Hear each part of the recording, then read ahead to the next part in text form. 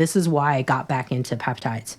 It's because I was noticing that hormone replacement therapy on a microdose level wasn't doing it for some of my patients, myself included. And my weight was going up despite doing all the things. And I was like, okay, there's something here. And then I'm starting to see patients end up with insulin resistance, ending up with liver enzymes, quite high. And they're like, I don't eat crappy, like I'm really eating well. I'm following your plan. This is where I started microdosing the tirzepatide. Welcome to Personalized by VitaminLab, the show where we dive deep into the world of personalization in healthcare. I'm your host, Dr. David Duizer.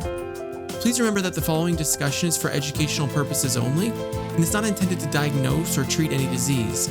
Speak with your healthcare practitioner first before integrating anything that you learned today. Join us as we explore the remarkable stories, breakthroughs, and possibilities that come with the pursuit of personalized healthcare.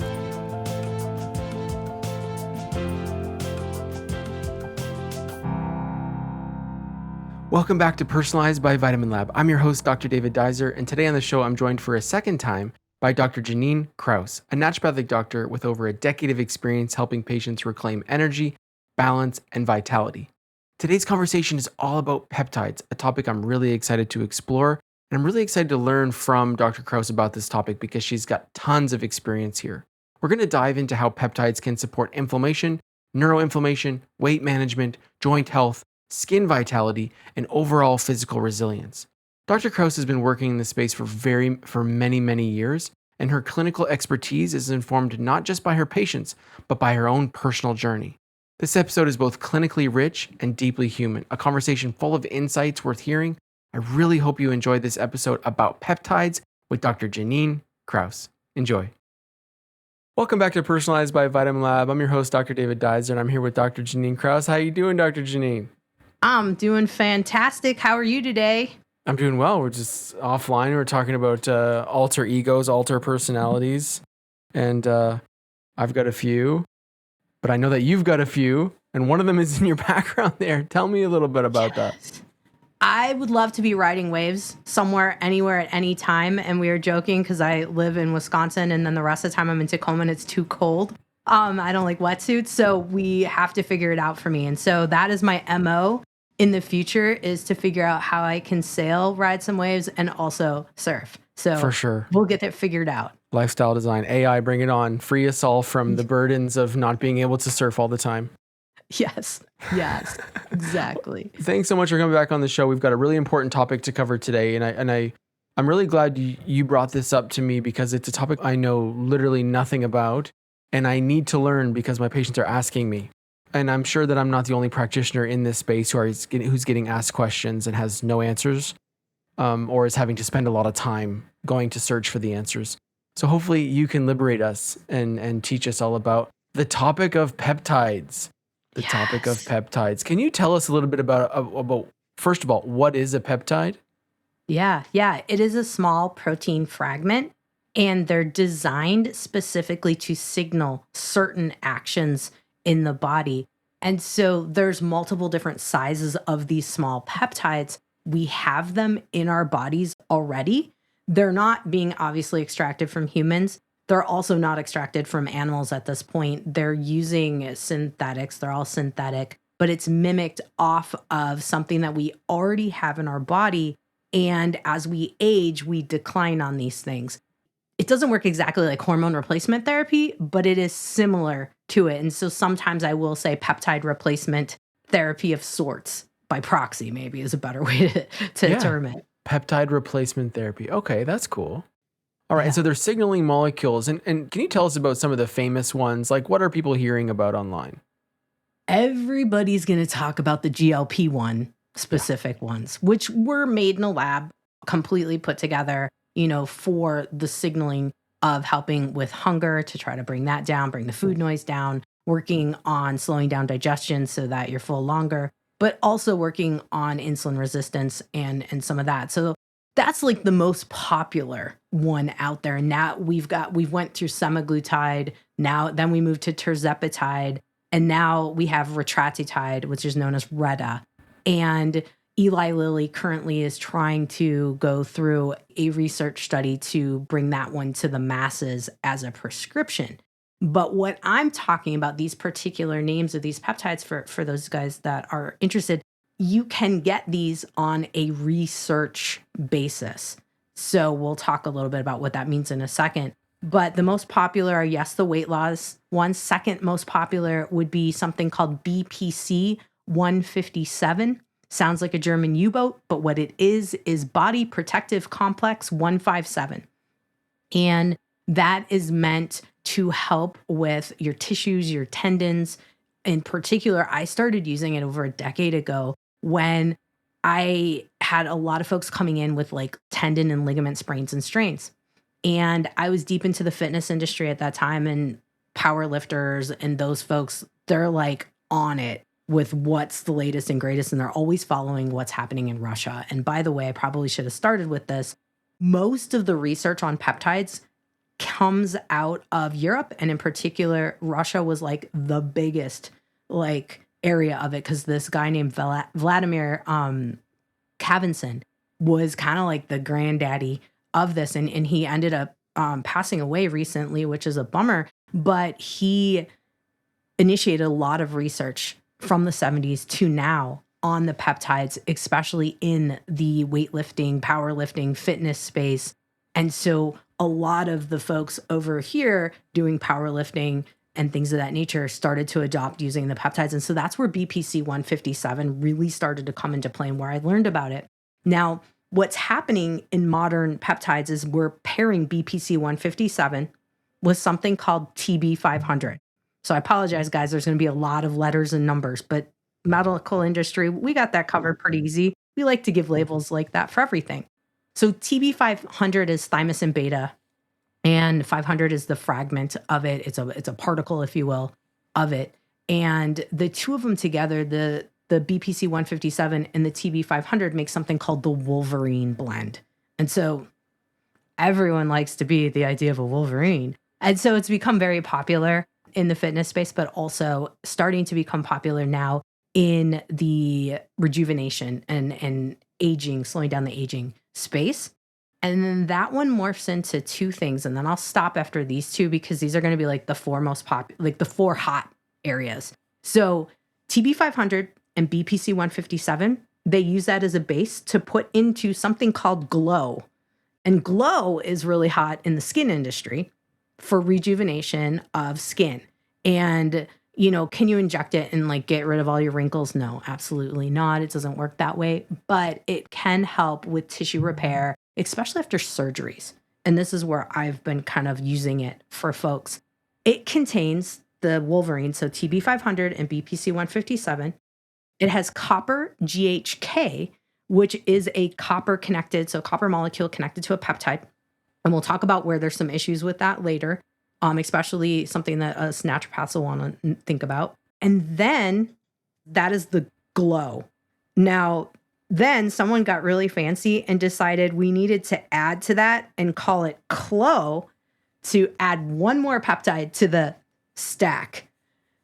The K in Clo stands for KPV, which is a very long peptide name that no one's ever going to remember. But if you're a geek like me, you'll remember that lysine, proline, and valine, the three amino acids, are what are in KPV, which as naturopaths, we know those three amino acids are really great for tissue repair and anti-inflammatory with the lysine component and things of that nature.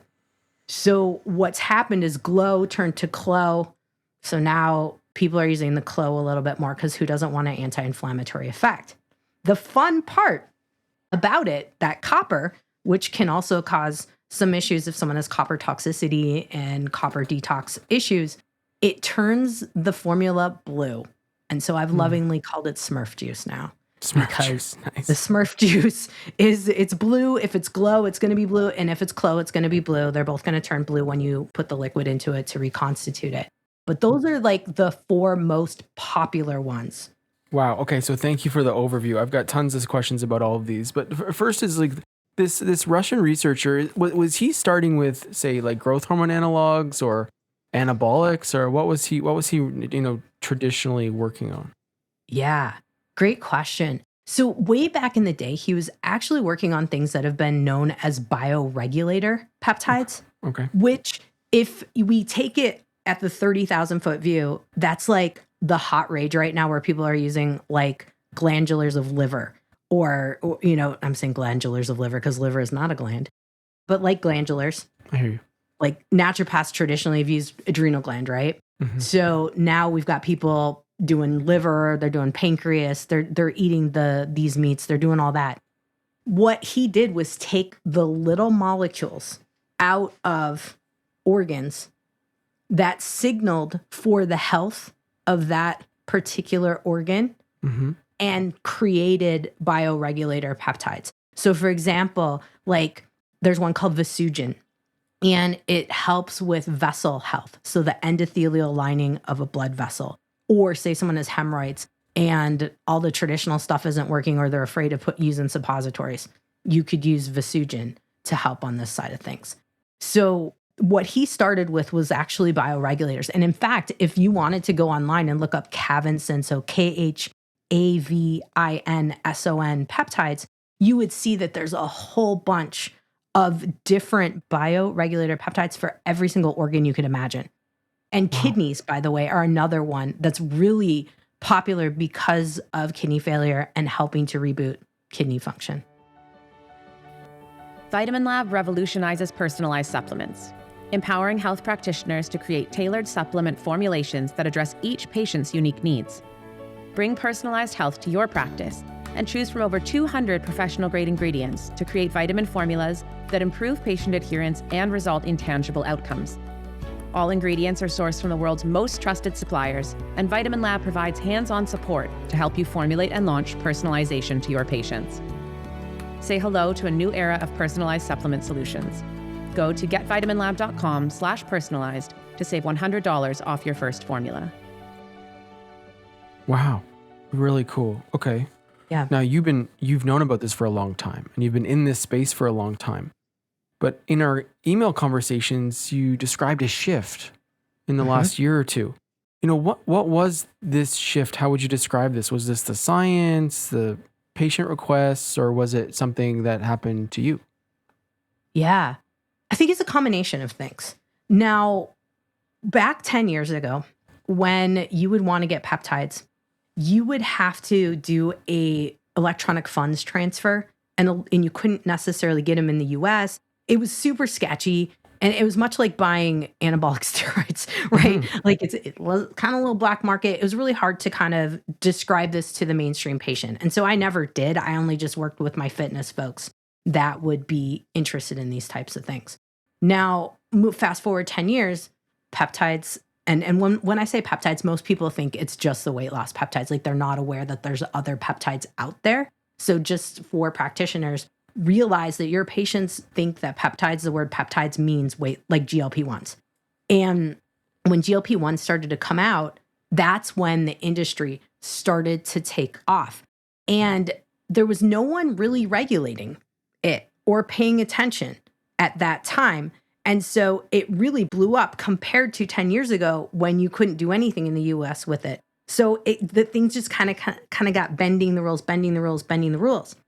And we were allowed at one point in the States I would say probably around up until maybe 2022, maybe 2021. Forgive me for my dates not being exactly correct, but we could compound BPC 157 at a compounding pharmacy in Gig Harbor in Washington, where I was working. They were putting together all kinds of formulas for me. Wow.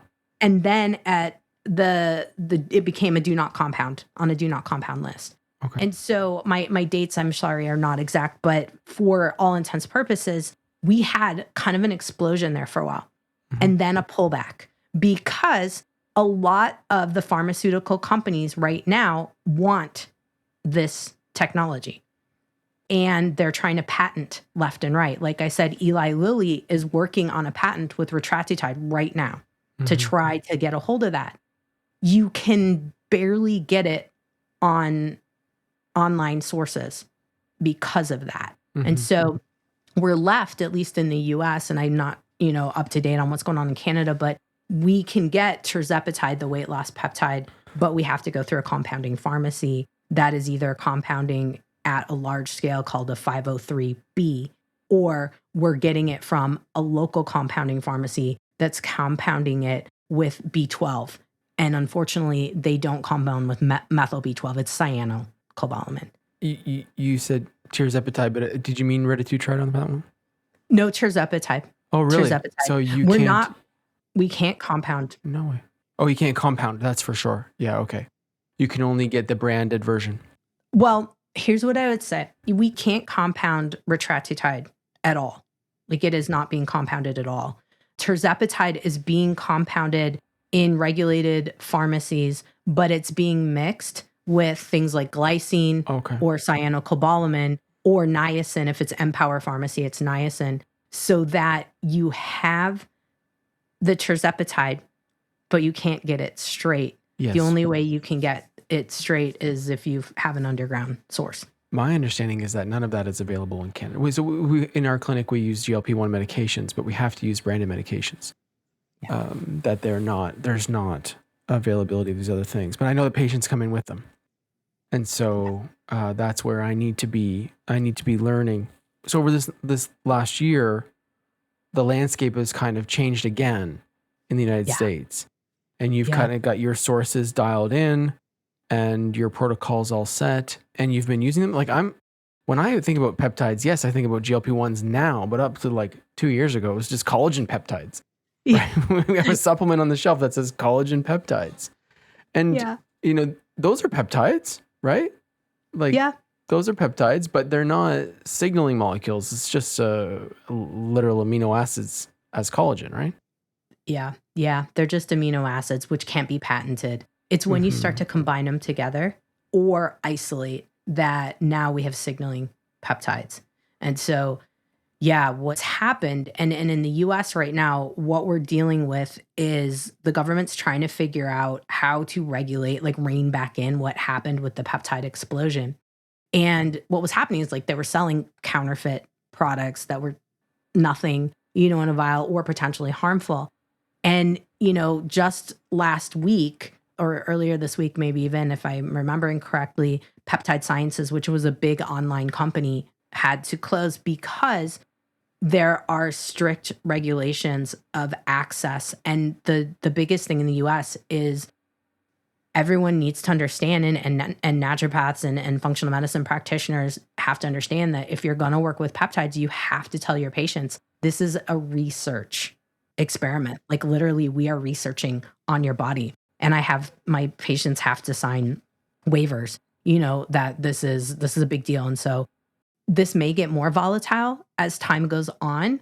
And the biggest thing that folks want to be watching is sourcing and making sure that if they're buying from a source, that they have a really concrete way of looking at the chemical compound and they're showing it on the website. And even then they can buy this stuff and fake it, that we have to think about that. But if they don't have that at all, this is where you're just like, forget about it. Right. So it sounds like in your state, it's legal and within your scope. Yes. That's what it sounds like. As long as you have these disclaimers, then you're fine. Is that true? Absolutely true. So in that case, yes, we can separate we should actually separate the actual patients from the clinicians for a second. So how do you do this? How do you source and understand exactly what you're getting? Yeah. So I have a company that only sells to doctors. They're not open sourced, meaning you can't just get it online. And what they're doing is they have a 503B pharmacy that's set up where they are compounding. But what they're doing is they're compounding into a powder, and you have to teach your patients how to reconstitute it with liquid. Mm-hmm. So much like if someone bought it online, they have to do the same thing. And this is where it gets tricky, because if you didn't go to chemistry class or you didn't, learn this, you're kind of at a loss as to how to do this. And this is something to think about for your patients. But the way I know that I'm getting something that's quality is twofold. There is a company online right now, and I'm fine to say their name. It's called BioLongevity. And I know one of the owners, there's 3 guys that own it. Jay Campbell's one of the owners. He's very strict on sourcing, how he does things. And I know that I get results with it. Mm-hmm. That's the other big thing. And I know that we can track the results and track, lots and exactly what's in every single thing. And they have a compounding pharmacy that he is an owner of. Right. And so that's one thing. So you've got two relationships that you built. Yep. And the other one's just straight to doctors is the other company. Just straight to doctors. That's right. Yeah. It's a compounding pharmacy, straight to doctors. Wow. Cool. Okay. Very, very cool. Okay. So we've got kind of the landscape in the United States. It's a lot different here because Health Canada hasn't improved these, and it's quite serious. Although I know that a lot of my colleagues are using them. I think they're using them in the same way as you. They have a disclaimer, research purposes, and I'm sure they do a decent job at their sourcing, but I just don't know enough about their practices to really comment on where they're getting it from or how it's being applied in Canada. So I'm useless to actually support anyone from Canada watching this. Well, here's the thing. Here's the thing about Canada. You guys have a guy over in Ontario, I believe, Jean-Francois Tremblay, and for my French accent, I'm sorry if I said that wrong, but he owns CanLab, or at least he did back in the day. If things have changed, I don't know, but it is still in existence. You can find that website. You can still purchase peptides from him. He is a legit researcher. He's one of the first people that I came across over a decade ago that was talking about peptides, working on peptides. And so for folks in Canada, I would be looking for his work. He does research out of a university, at least last I had checked on it. So that's something that I would do a look into, and CanLab. I'll check it out. Interesting. So now we've got patients who are coming in and they're already taking them, right? They're already doing this. And in your scenario, you've got it dialed in. You can support a person straight away and help them actually source better.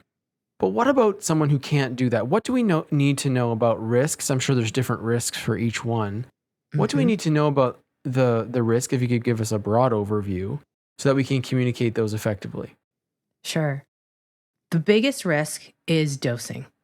And part of it is we need to be able to give the body breaks in between dosing, which is something that's happening absolutely incorrectly with GLPs in terms of weight loss. People just keep going up and up and on dose, and they're not taking a break.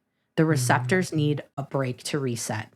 And so depending on what someone's taking, sometimes I give things quarterly. So bioregulator peptides, the ones I was talking about that signal to the organs to do certain things like, say, improve a kidney. That would be something I would do quarterly as a blanket statement, unless there was like an acute injury. When we're talking about things like weight loss, we need 8 weeks on, 2 weeks off for things like semaglutide, things like tirzepatide. We're dosing them way too high is another issue. And we also are making the mistake of not thinking about how the hormones play in here. What I'm getting at is if we're giving these to folks who are older, like 40 plus, and their hormones are declining, perimenopausal women, myself included in this, and you would ask about my story. This is why I got back into peptides, is because I was noticing that hormone replacement therapy on a microdose level wasn't doing it for some of my patients, myself included. And my weight was going up despite doing all the things. And I was like, okay, there's something here. And then I'm starting to see patients end up with insulin resistance, ending up with liver enzymes, quite high. And they're like, I don't eat crappy, like I'm really eating well. I'm following your plan. This is where I started microdosing the tirzepatide. I don't even mess with semaglutide, to be honest with you. Tirzepatide is where I start with people. Yeah, we used tirzepatide too, yeah. And so back to where I was at with that, it's what we want to be thinking about when we're working with patients is that we got to have breaks on these things to reset the receptors. You can't just keep continuously going. And so a lot of people are screwing that up.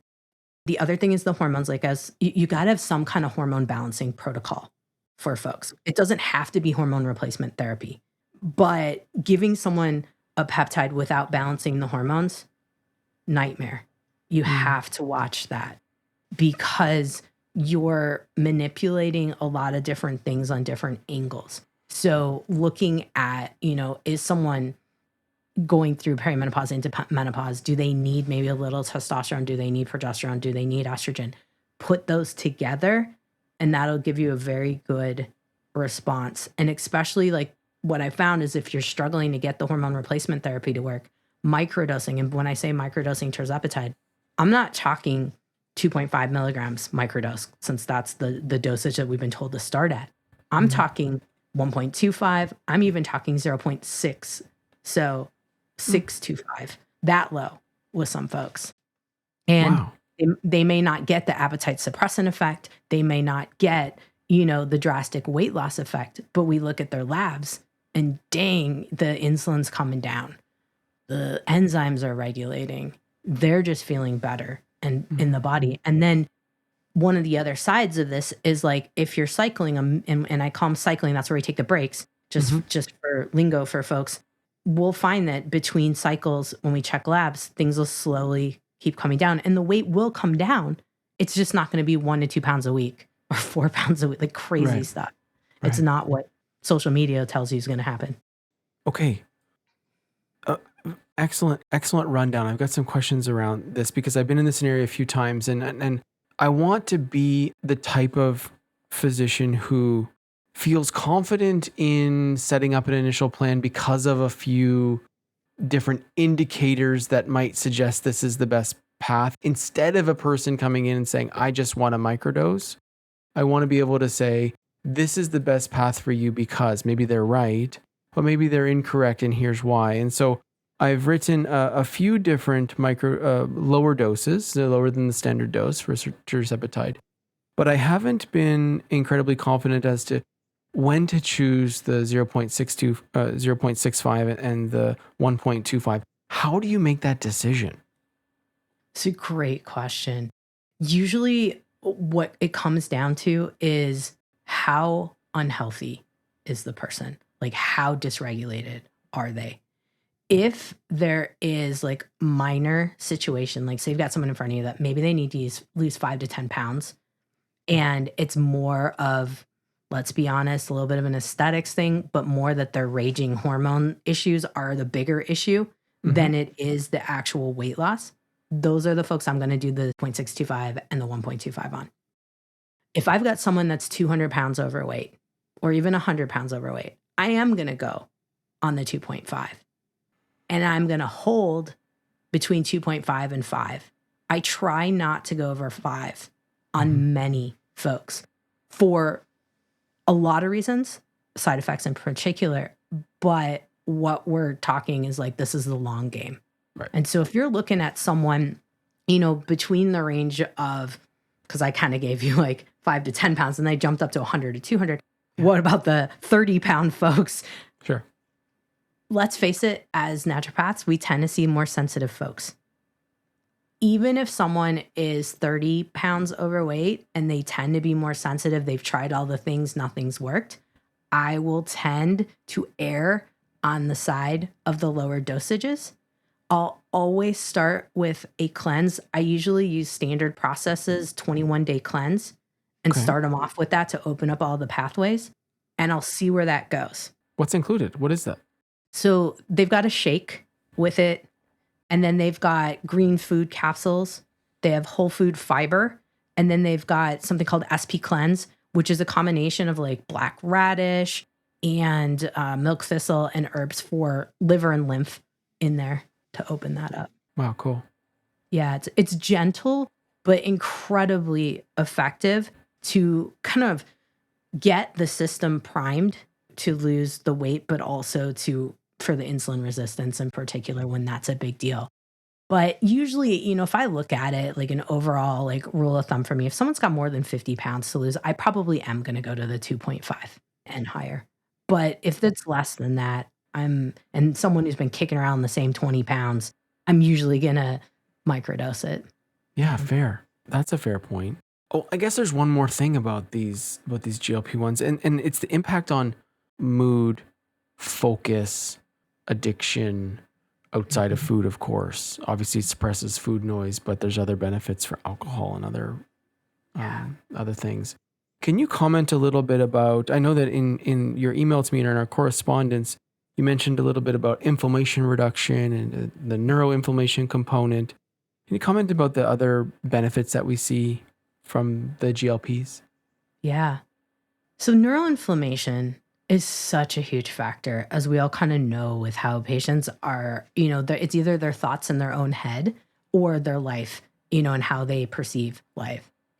I have started to use the microdosing of the GLPs with some mushrooms sometimes on folks, to be completely honest and transparent, when someone has not necessarily as much food noise, but they have the negative, I call them negative Nancy's. They like just the everything they're going to think, they're going to switch it to the negative side of things. And oddly enough, I've seen that it just calms that a little bit more too. Worst case scenario isn't coming up. Like where like, when's that shoe going to drop? When's the next thing going to happen? The anxiety. And there's also this like you had mentioned, the addictions. I just saw an article coming out not too long ago with how much these impact addiction, even like down to like opioid addictions, not even just alcohol. But for a lot of women, it's easy to grab a bottle of wine and next thing you know, you drink the whole dang thing, and you're like, I was just trying to cope with my feelings and now I feel like crap. Guilty. And what it's so bizarre and cool at the same time, because it's really working to dial down that inflammation in the brain and the nervous system. And so I feel like it's almost a tool, not for everybody, but it's a tool that we can use if someone is just like, I can't stop the wine thing, or I can't stop the chocolate. It does shut that off, which sounds absolutely bizarre. And like, I even had identity issues. Like, who am I without my chocolate? Like, all joking aside, it is. And so I'm looking at it in a different light for the neuroinflammation, especially when it comes to addictions, because so many people have different varieties of addictions, whether it's gambling, like the research even talked about that. In fact, I could even pull that up, but it was like gambling, it was opioids, it was alcohol, and it kind of broke it, smoking, kind of broke it all down. And it was impressive. Yeah, it's super impressive. Yeah, I think there's a couple of different mechanisms. Like the one I'm interested in both, its impact on the microbiome. Have you heard people where it's like they start taking it and I go through this big spiel about, you could have nausea, you shouldn't add alcohol on top of it because the pancreatitis risk is there. You could be constipated and all those things. And then they come back a month later, it's like, my digestion's never been better. Yeah. Like something good is happening here. It's probably from eating less and that their motility was too fast. It was probably that combination, but the vagal nerve tone that's managed by our probiotics is significantly influenced by eating too much, right? And the probiotic imbalances are hard to measure and all these things, but yeah, it impacts the brain when you eat a little less and motility is controlled effectively. And then there's the blood sugar regulation component, right? Like having a little bit of insulin in the bloodstream before the food gets there, having less highs, less lows, probably good for that addictive tendency, the behaviors. I would wholeheartedly agree. Yeah, it's mind-blowing. There's just a side note, the guy I mentioned before who owns BioLongevity, Jay Campbell, he just wrote a 600-page book that you can get on Amazon Kindle. It was like $2.99 right now. It's called Metabolic Awakening. He also has like a hardcover and things if you want a real book, but he wants the word out about these. And like his amount of like all the different research studies that show benefit for the GLPs is like mind-blowing. Yeah. It's just mind-blowing. And like you said, the whole component, like, yes, the insulin, like what I tell people when they get on a GLP, like tirzepatide, I'm like, it's going to be your greatest teacher because it's going to show you, it's going to call you out when you're overeating. Because I think most people, sadly, like I think most of our problems are because of overeating. Yeah, well, it's within us, right? The famine is coming. We've had hundreds of millions of years of a famine coming. Tens of millions of years of a famine coming, right? And now it doesn't come. And so we just don't need to be storing, but our brain still thinks we need to be storing, and it's really difficult to shut that off. And fortunately, these shut that off. It's wild. And I mean, I think that for a lot of people, just having less food noise, I saw Dr. Kelly Lupo online was like, don't even talk to me about not using GLP-1s till you've ever had food noise. Yeah. And I think just taking that stress off of a lot of folks is so incredible. Like you said, the famine thing. I mean, yeah. It's not the biggest thing in my practice. It's not the biggest thing because people in my practice, they come in because they have not been eating and not losing weight. And so we measure metabolism and it's often low. And so but the people who we put on GLP-1s, we measure metabolism, make sure it stays stable while they're doing it. And that's my favorite part of it.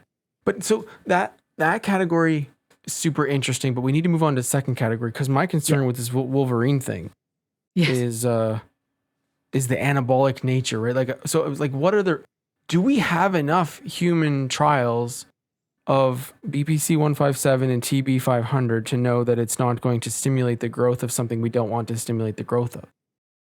No, we don't. We absolutely do not. And it's back to cycling. And that's where we get in trouble. And it's dosing because a lot of people, it's like the McDonald's society. If less is, if a little bit works, then more is going to be even better. And it's dosage dependent. You have to pay attention. If you're not getting results past 500 micrograms is usually where I cap out on it a day. If you don't get any results past that 500 micrograms and you've done it for a 20-day cycle, you're on a break and maybe you're not doing it again because it didn't do anything for you. 20-day cycle. And it's pain and recovery. Are those the results? Pain management? If it's an acute injury, if it's something that just happened, I think that's where it shines, to be honest. Say you just strained an ankle or you just tweaked your elbow or something or your knee. That's where it shines. For that, it'll work on pain. It'll work on recovery. It'll work on repair of a tendon, ligament, sprain or strain. I learned this because I used to do a lot of platelet-rich plasma in my office, and I actually quit doing platelet-rich plasma because the BPC and TB500 combo worked much better. And I was like, well, if I don't have to do that, and it's cheaper. Oh, no. I'm just about to start to get into it. Come on. No. You'll be fine. You'll be fine. And believe me, it's, let's put it this way. I just found it in the acute situations. PRP is great on chronic stuff. Okay. And so if we look back to chronic aches, pains, things of that nature, yes, BPC can help, but it's not as incredible as when something acutely happens. And so that caveat, the other thing is I would use platelet-rich plasma with the Wolverine blend together. Okay. I hear that the BPC 157 is really popular in athletic circles, like in professional sports and things like that, for that reason, for the acute. Yep. You just have to watch, though, because it is not WADA, which is at least in US, it's doping. So you have to watch. Oh, is it really? Oh, goodness. Is it measurable? I cannot confirm or deny that certain people in my practice have not had it detected. Yeah, because I don't know. Maybe they do have good tests for it now. I'm not sure. I'm so out of it. I have no idea. It's, as far as I know, they've just put the fear in folks about it because it is like a lot of the peptides are on you can't use it in professional. Very interesting. Okay. Things. So yeah. So the anabolic risk is still there. It is. And so active tumors, absolutely not. That's a no-go? That is a no-go. I wouldn't touch it. I mean, I'm sure there are people that are touching it, but I would not. And then we had item number 3 where you mentioned you had something to share about this copper aspect. This is the GLOW protocol. What are the risks with this one? Yeah, GLOW and CLO both have copper in it. And if you have someone that does not transfer copper well, and so they get copper stuck in their body, they've got some copper transfer issues, they've got maybe some anemia issues that are tied into that. If you overdose them on copper, meaning you're getting copper every day for 20 days on a cycle of GLOW or CLO, you could be pretty nauseous, feel really awful, and quite sick. And so this is something that you want to know about your folks ahead of time. And unfortunately, a lot of aesthetic clinics are handing it out like candy. And I don't know what's going to happen. Like what I've done with my folks that are copper sensitive but want to try it, and we know they've got methylation issues, we know there's other issues. I'm making sure they've got the B12 in. I'm making sure they've got folate in. I'm making sure there's some zinc there. We're countering B6, all the things to make sure that they can handle it. Copper toxicity is real. And it doesn't take much, I don't think. No. No, it doesn't. And when you look at the protocols for Glow and Clo, they're ramp up protocols. Okay. And you want to start low and ramp up slow because of that. And I know this because I've made the mistake myself in folks. Mhm. Unfortunately, I had someone that we really wanted to get her healing after a cosmetic surgery ramped up. And she was like, I just want a higher dose. I don't want to mess with ramping up. And I kind of was like, well, she didn't really have any issues before. So, made the decision, it was okay. No, she was nauseous, super sick. So, And did it last for a long time? no, usually as long as you don't let them have any more of it, like do not inject again, don't do your multis, just let the system reset itself. Usually a couple days and you're fine. So is it like that with all of these? Is it that the negatives would rather quickly fade away with stopping? Yeah. Yeah. Yeah, because you get back to baseline pretty quick. I know that. What is it with tirzepatide? Is it like a week? What's the half-life there? I do not have the half-lives memorized, but what I do know from people that have been in the practice and have done double dosages on accident or just measured it out wrong. I had one guy, his wife was a nurse that did Botox injections as her practice. And for some reason, she didn't read my instructions of how to do it and literally gave him the whole 10 milligram vial of tirzepatide in one shot. Pancreatitis or vomiting or what happened? Yeah, vomiting and quite nauseous. Unfortunately, it was like 4 days before Christmas to add, insult to injury. And it lasted him probably about a good 10 days before he felt to being normal. And it took him a while. And so that's 10 milligrams. And some people do 10 milligram dosages a week, just for perspective for folks that are new to this.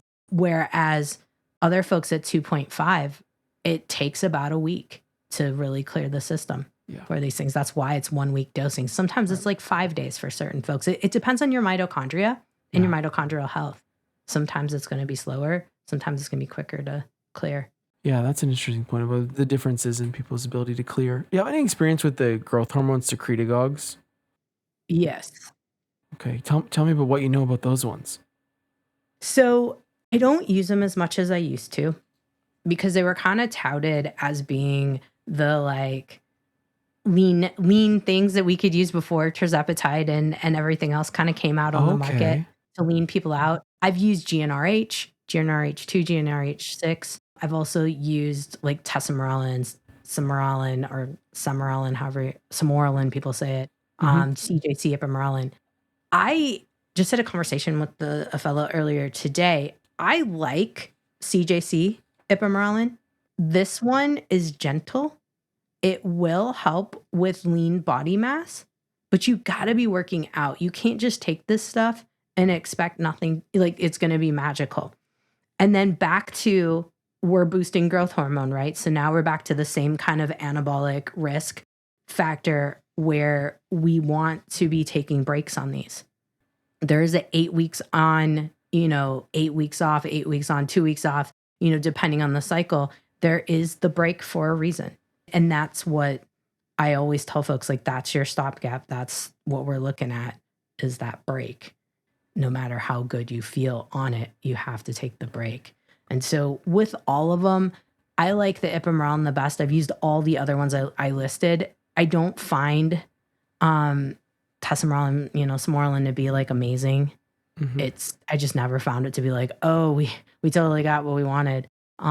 There. Well, even like growth hormone on its own, like what I've read and heard about growth hormone is it's not incredible transformations anyways from what I've heard. But then I mentioned that to someone recently and they completely disagreed that growth hormone can be transformational for people. And I just don't know when that is.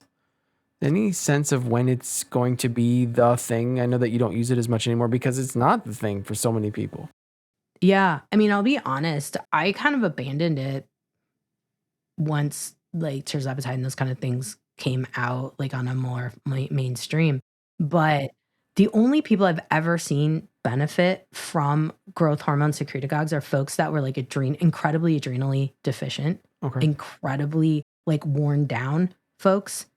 And folks who were coming off of like major surgeries and they couldn't reboot themselves. I had a guy who was like a professional volleyball player and he was really just worn down. And that case seemed to really work. And he was in his 50s, like early 50s. And that worked. I've also used it in some 80-year-olds. Okay. And in particular, right now, I have a couple of my older folks on the CJC ibuprofen, and that seems to work for them. But honestly, yeah, I don't have a great like answer because I just haven't seen. No, but that's a good answer.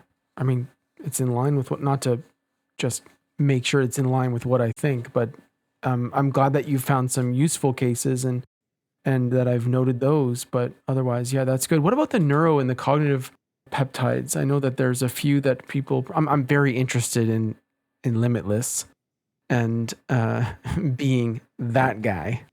Yeah. Is anything coming out or being used now that is giving people the edge? Well, I'm going to back up and go to like a little history on these. Cerebrolysin, which is available in Europe, it's not available in the US. It's quite possibly the best limitless injectable. The problem is you have to inject it every day to get that limitless, kind of effect. But it is probably the best. If you're in Europe and you can get a hold of it, great. We're using it more with Alzheimer's, Parkinson's folks at this point. Like in my practice, that's how we'll use it if folks are in Europe and they want to grab it. Now, obviously, I'm not just whoever's listening to this, I'm not importing it or doing anything under the table on this. They're getting it themselves. Yeah, for sure. But Selenk and C-Max are two nasal sprays that do have a decent amount of benefit, especially in the case because my population, I see a lot of women who are getting a little bit of the ADD that happens with perimenopause. And so C-Max nasal spray tends to be a more favored than the Selenk. And you can inject it. There's an injectable form too. It seems that nasal sprays seem to be more popular, for obvious reasons. They're easier to use. Right. Now, before sourcing on something called P21 was kind of knocked down, we can't get it right now. This is a type of peptide specifically for the brain and the brain mitochondria. And that one was actually really nice for just a little bit more of the limitless brain, more of the like on it, cognitive firing, all of that. But unfortunately, we can't source that right now. So that's a bummer because I would have kind of started to probably replace C-Max for the P21. With P21. Okay. Yeah. What does it do? You said mitochondria of the brain. But any sense of the mechanism of these? Like, what are they actually for? Yeah. It's going to be signaling. I'm no expert on this one in particular. Okay, fair. It's going to be signaling for the mitochondria to make more ATP. That's like the simple, like and dirty version. I know it's more complicated than that, but that's what it's aimed to do, is specifically tell the brain mitochondria to make more ATP. Well, I tried to stump you and I wasn't able to. You're an absolute pro with so much knowledge and so much experience.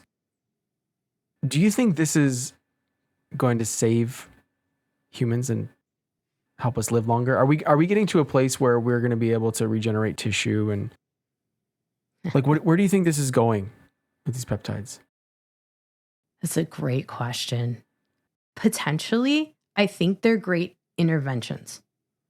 My belief, and I'm just going to put in my own belief system, I believe we have everything inside of us already to heal ourselves. I think we can do it with our mind. I think we can do it with our own energy and vibration. I don't necessarily know if we need the peptides to do that, but I believe that the peptides are a great, like, let's say, adjunct source to help us here. If you talk to my buddy Jay Campbell about the Metabolic Awakening book, he definitely thinks that this is going to be what helps to save humanity and really fights obesity more than anything and the metabolic dysfunction. Fights obesity, but does he think, I'll have to read the book, but does he think it's going to clear senescent cells and activate our immune system to keep us young every single day? I don't think so. Prevent us from aging? No. Yeah, I can't speak for him, but I don't think so. And Speak for him. Come on. I haven't gotten through all 600 pages. Oh, you haven't got through all 600. No, all right, fair. No, I did not. And I don't think so. Like I really truly believe that the fountain of youth comes from how you think and what you do with your body in terms of your energy. And so, yeah, I think these are just helpful, but not the source for us by any means. So, at this point in your practice, you've got your two reliable sources and it's within your scope. And so, I envy you to a certain, like, big time. I wish that it felt so simple here, but it just doesn't. It feels so risky and it feels so, I know that I think it's considered to be within scope, but not available or legal, even in Canada. I think that's really the issue. Yeah. So, basically, I think the biggest takeaways for me, and correct me if I'm wrong here, but like, in typical kind of British Columbia practice, someone comes in and they're doing the Wolverine stack or they're doing the glow stack and they're saying, I'm doing this. Here's what I'm experiencing. What do you think? You're saying for me, it's like, make sure to take breaks. Okay. So first of all, are there things to watch out for? I guess it'd probably be different for each one. And how long do you think the breaks should be typically? Both great questions. On the minimum, 2 weeks. Okay. On the maximum, spread it out to quarterly. That's kind of what has been the standard with a lot of folks in terms of what seems to be the safest ways to go about it. In terms of what to watch for, you want to be monitoring your labs. Like you want to watch your CBCs. You want to make sure that like your MPV and your monocytes, aren't popping up, all signs of like cancer, right?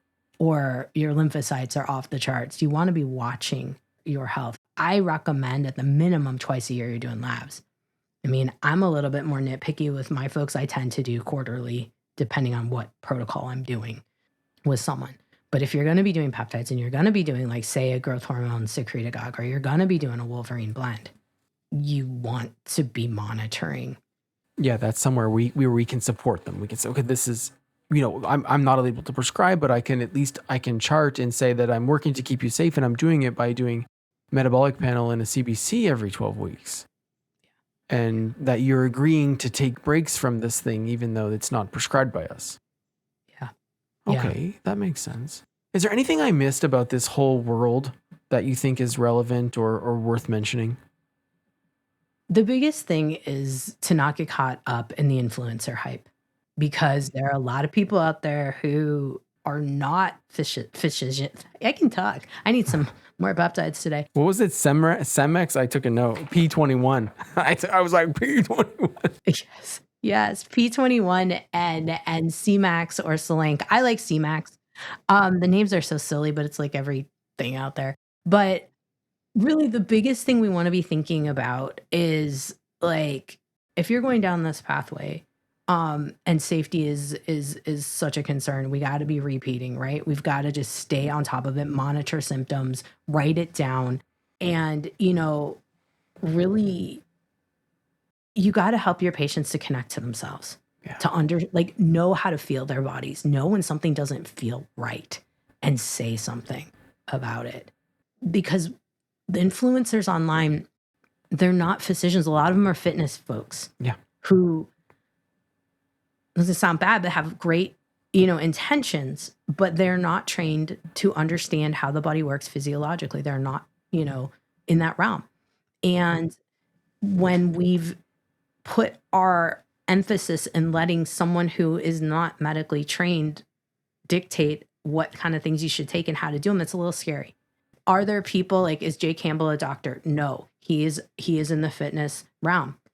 And yes, I follow his information with my own doctor brain at the helm too, reviewing it. And so the biggest thing to be thinking about, especially for patients, is asking them, who are you getting your information from?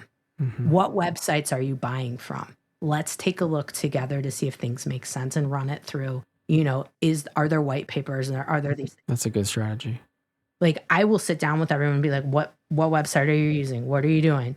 And like you said, waivers that say you agree to stop and take breaks on this, because peptides shouldn't be feared. I wouldn't be afraid of them. It's more what people do with them when they have influencer information coming in. And the biggest thing that I can impart on anyone is like, you are your own best doctor. Learn your body really well. That's where naturopaths come in. We help guide you to connect with your body, and then team up with, someone who can help you to do this safely. Because I do think they can help. We are beyond some of the things with some of the information I hear out there. I like physiologic dosages that are ridiculously high. I mean, it's the same as the testosterone and hormone replacement space, where people are taking 10 times what they should be taking. Right. Yeah. Completely. Well, I need to throw in a plug for VitaminLab before we go, because GLP-1s often cause deficiencies. People, because they don't take care of their micronutrient status. Honest to God. Yeah. Like it's quite serious, like you think people are deficient in magnesium, wait till they stop eating, and then it's like, it's so significant. So we of course, we use VitaminLab a lot here, but you see that as well, right? Or like, pay attention to that on the GLP-1s. I think a lot of practitioners are not considering multivitamin, multi-mineral omega-3 with their GLP-1s. And it's a foundational piece. It's so ridiculously important, wouldn't you say? Yes. Yes, it's almost sad not to think about it. And yes, cramps are real on GLPs when you don't eat, brain fog, fatigue, depression. Yeah. So I didn't even go that angle, because a lot of people feel better, but if you're not eating, then now you've got the blues that they talk about. But you're right. And running a micronutrient on someone, I do it regularly, but running a micronutrient on someone is a good idea if they've been on a GLP. Like if they came to you and they've been on one from someone else, running a micronutrient would be key to see kind of what's going on, for sure. And they appreciate that too, right? Because it's not, as a lot of the conventional physicians prescribing are not talking about it. They might mention to lift weights, right? They might mention like, okay, try not to lose muscle mass. We're starting to see a little bit more of that now, but they're not mentioning fat soluble vitamin deficiencies, right? They're not mentioning minerals being low. They're not mentioning these things. It's incredibly important. It's, the detox component, making sure the detox pathways are moving. Enzymes, if someone is, getting a little bit more bound up, it's incredible what these things can do for benefit, but it's also where we need to like come back in for what's going on. And I can even say for folks that don't respond to things like Wolverine, you're looking at like, well, what's going on with this? Because sometimes folks are going to be stacking peptides, and they might have tirzepatide and the Wolverine at the same time. Well, if you don't have the nutrients to heal with the Wolverine and you've got tirzepatide, you got to think about that too. So great point. We're like, naturopaths are like the best folks to help with these things, to be honest with you, because we're going to think about all the stuff underneath. Agreed. Well, you gave us a masterclass, my friend. That was excellent. That might have been the best masterclass we ever had on one single topic. So thank you so much for that, Dr. Krause. I really, really, really enjoyed it. How can people connect with you if they're watching the show, or they want to reach out and learn more from you, or if they're on the patient side and want to work with you? Where do they find out more about you? Yeah. Head over to Dr. spelled out JKRAUSEND.com, and you will find me there. You can hit me up on the website. We've got a little info thing. I check all those. You can send me an email if you're a practitioner and you want to know more. I'm happy to answer questions. I love to talk, as you can tell, about peptides. Yeah. And you can also hear me talk a lot about peptides on my podcast. I have multiple different types of presentations there, and that is the Health Fix podcast, and you can find that on my website as well. And sometimes I'll mention them on Instagram, but we're still at a place where it's a little bit sketchy to say too much on Instagram, but that's at Dr. Dr. and then Jannine, Jannine Krause, Krause. Very cool. Thanks so much for sharing everything that you've learned and all of your experiences with us today. And I hope to talk to you again soon. My pleasure. Look forward to it. Thanks. Talk to you. Bye. Thanks for joining us for today's discussion. What about today's podcast resonated with you? Be sure to tag at Dr. David Duizer and at Get VitaminLab. If you're learning from and enjoying this podcast, please let us know by subscribing to our YouTube channel and follow the show on Spotify and Apple. And don't forget to leave us a review. It's the best way to support our podcast, and it helps others find us. To learn more or book a demo to explore what personalization could do for your practice, please go to www.getvitaminlab.com/personalized.